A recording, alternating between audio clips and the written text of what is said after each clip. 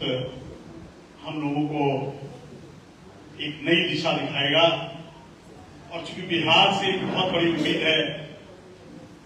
बाबा साहब की जयंती आज देश के कोने कोने में मनाई जा रही है।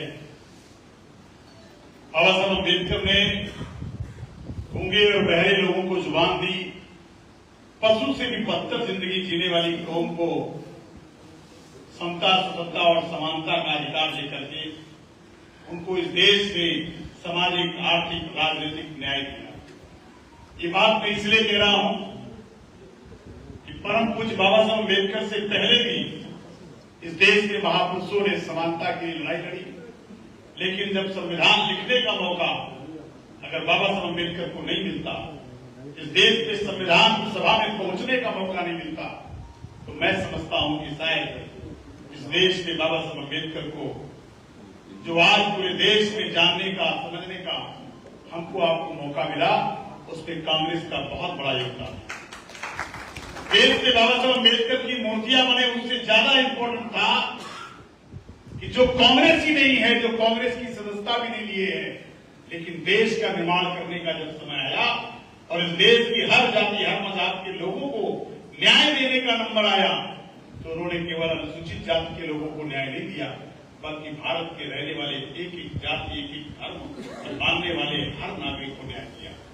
भारत में संविधान का जो पहला शब्द ही है हम भारत के लोग, यानी इस देश के सारे लोग मिल करके इस देश को सामाजिक, आर्थिक, राजनीतिक न्याय देंगे। लेकिन मैं बात इसलिए आपसे कहने आया हूं क्योंकि बिहार से एक उम्मीद है। बिहार हर लड़ाई को लड़ लेता है, बिहार ही दिशा देता है, और जब जब इस देश में संकट आया है, जब जब इस देश में संविधान पर संकट आया, संविधान पर हमला हुआ, भारत पर हमला हुआ, तो बिहार ने सबसे पहले आगे बढ़ करके उस लड़ाई को लड़ने का काम किया। जानते हैं क्या, इन्हीं बाबा साहब अम्बेडकर को जब तो यही भारतीय जनता पार्टी आज दलितों और पिछड़ों के बीच में जाती है और जाकर के उनको साथ चोचला व्यवहार कर रही है, उनको ठगने का काम कर रही है। और जैसे ही बाबा साहब अम्बेडकर को भारत रत्न मिला और इस देश के पिछड़े वर्ग के लोगों को 27% आरक्षण दिया, उसी समय भारतीय जनता पार्टी के पेट में पानी दर कर दिया और उसमें भारतीय जनता पार्टी ने केंद्र की सरकार गिरा दी। और वो गिराने के पीछे बहाना बनाया कि हम यात्रा लेकर के आ रहे हैं, धन्य है वो बिहार की धरती। इसी समस्तीपुर में उस यात्रा को रोका गया और कहा गया कि तुमको हम संविधान पर हमला नहीं करने देंगे। तो मैं इस बिहार की धरती को नमन करता हूं। बिहार वो धरती है, जब देश को आईना दिखाने की जरूरत होगी तो बिहार उठ खड़ा होगा। और एक बात और कहना चाहता हूं कि जाति जनगणना कोई आज की जनगणना नहीं है। ये जाति जनगणना इसलिए है कि 1931 से पहले 1882 में भी अंग्रेजों ने किया और 1931 में भी जाके अंग्रेजों ने किया। क्यों किया गया था?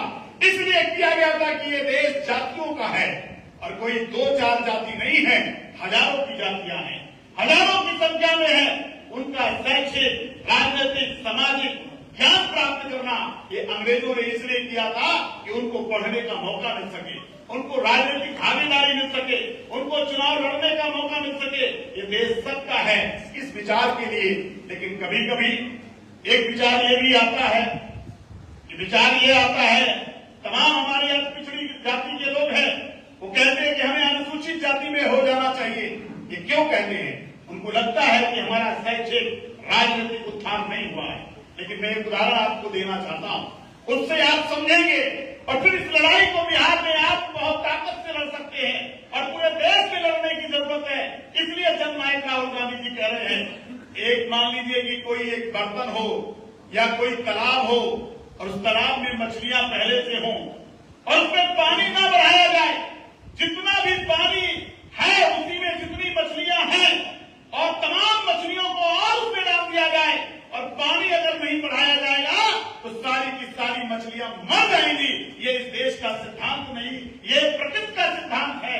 इसलिए मैं आपसे कहना चाहता हूं, आइए सब मिल करके जाति जनगणना के सवाल को इस देश के सामने रखना चाहिए। राहुल गांधी इसलिए कहते हैं इस देश में हर जाति धर्म के लोगों को न्याय मिले। इसलिए मैं आप सबसे कहना चाहता हूं, इस देश में हर जाति धर्म के लोगों को जब धर्मनिरपेक्ष सवाल नहीं है, तो हर जाति धर्म के लोगों को इस सवाल पर आगे आना होगा।